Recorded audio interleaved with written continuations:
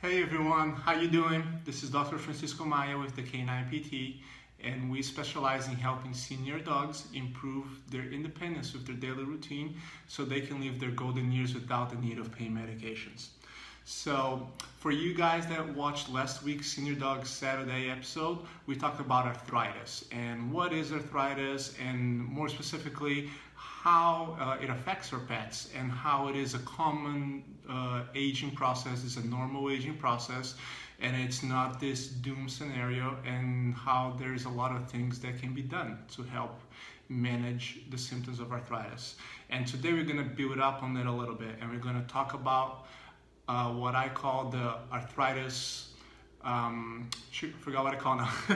I call the arthritis inactivity snowball effect, okay? And the arthritis snowball, inactivity snowball effect works in this way. So a pretty common scenario is our dogs start slowing down. With age, they start walking shorter distances. They're starting going slower on the walks, even less energetic around the home, having a little bit of a difficulty jumping up on the sofa, bed, whatever it may be, okay?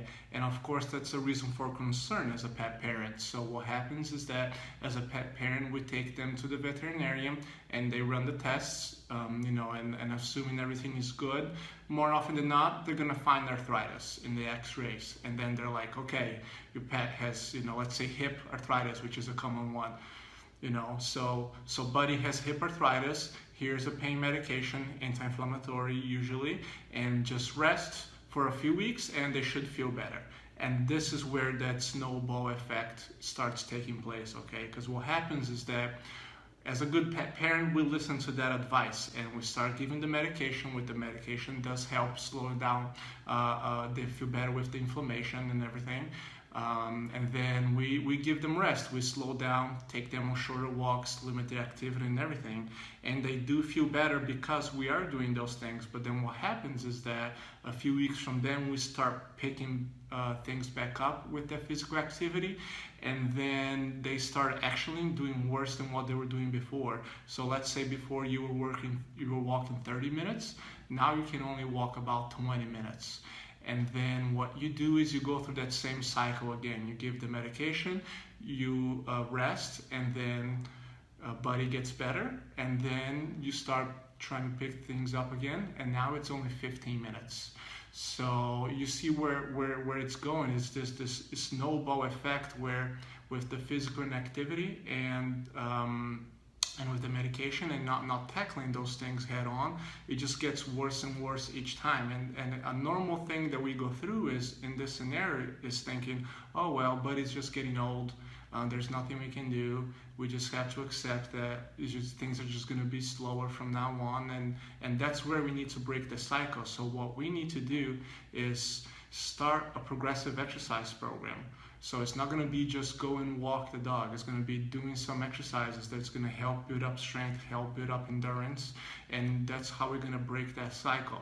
And the best way to do those things is to work with a canine physical therapist, someone that is trained dealing with this scenario, trained in dealing with these patients and how they're going to respond to exercise, because each patient is different.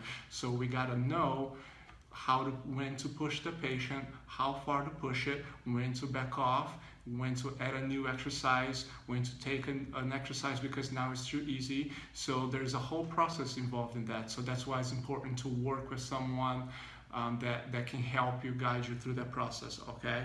So hopefully that makes sense. Let's work together to try to break that cycle, okay?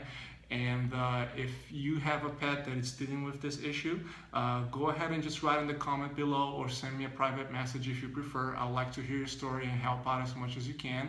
Or if you know someone, either a family or a friend that has a pet that is currently going through them, go ahead and tag them in the comments or share this video with them, because I want everyone to listen to this. I want people to hear this, because right now what's happening is that majority of the pets that I see, they're just getting caught in this cycle, and they just get worse and worse and weaker because we're not breaking that cycle. So the first step into breaking the cycle is going to be education. It's going to be educating you guys that there is a solution for it.